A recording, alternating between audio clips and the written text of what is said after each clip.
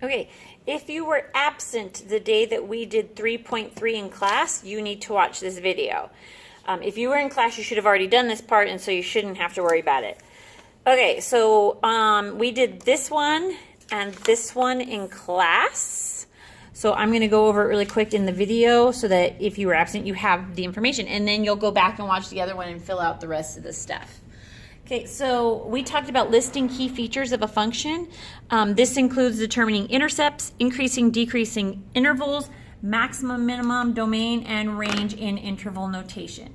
So this is a pretty straightforward graph, so it shouldn't be too difficult to determine all the different features of this graph. We're going to try and do some that are pretty simple to begin with, so we're going to do the intercepts.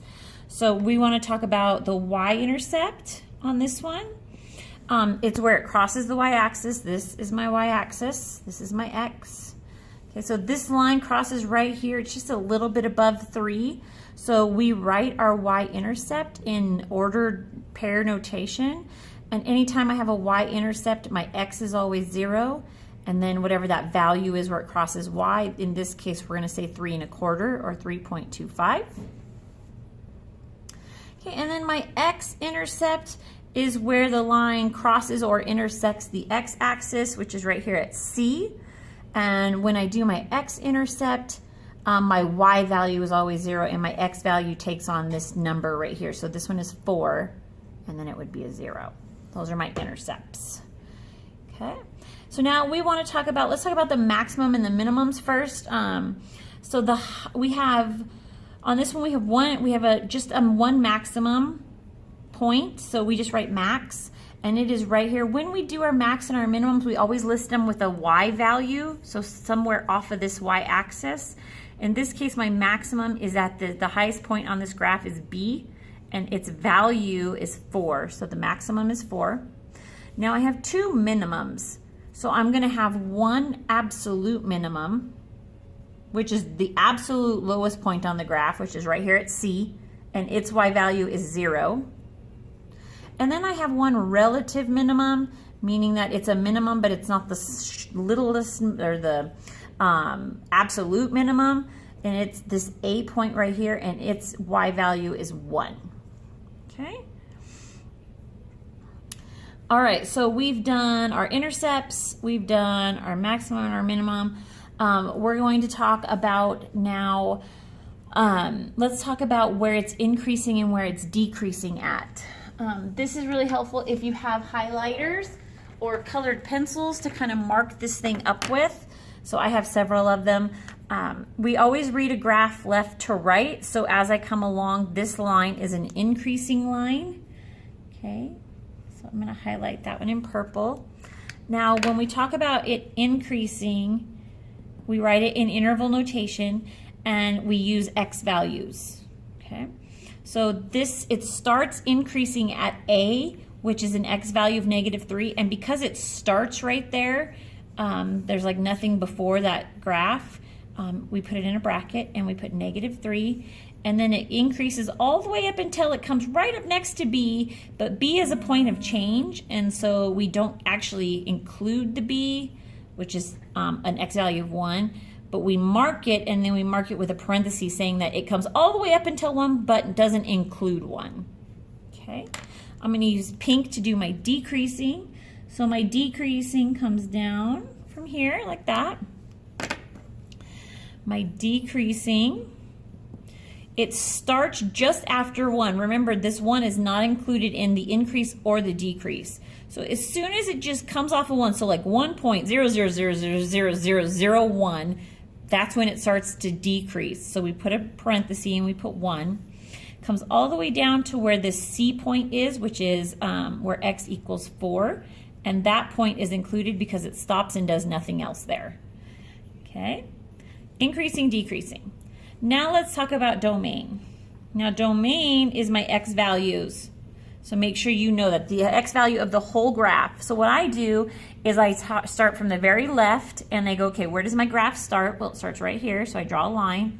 And then I go, okay, where does it end? And this one ends right here. This part in between here, this is all of my domain. Okay?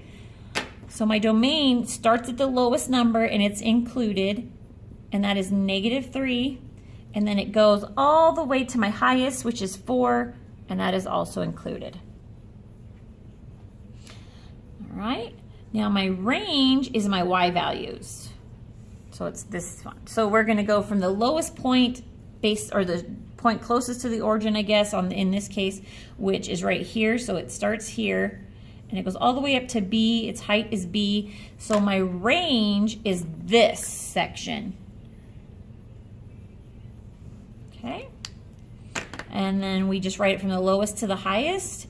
So it starts at 0, which is included, and it goes all the way up to 4, which is also included. And there you have it. Those are all of the key features of this graph.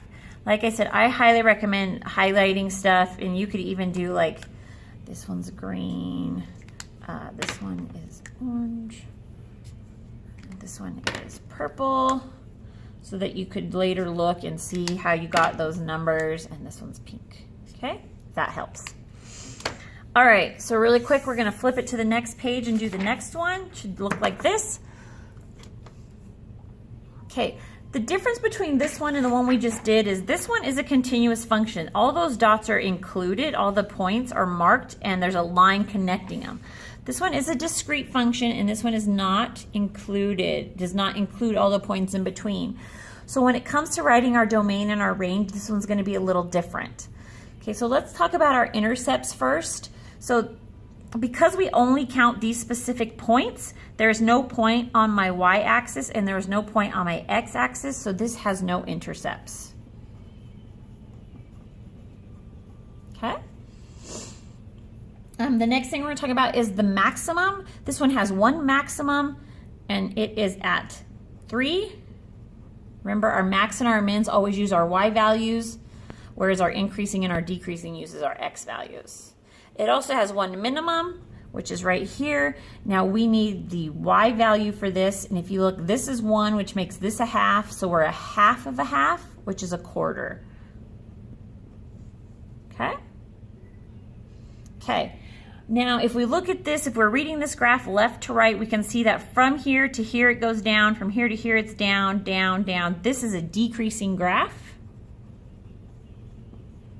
There is no increasing interval, and we're going to talk about the interval of this here in a second, but we're going to do our domain first.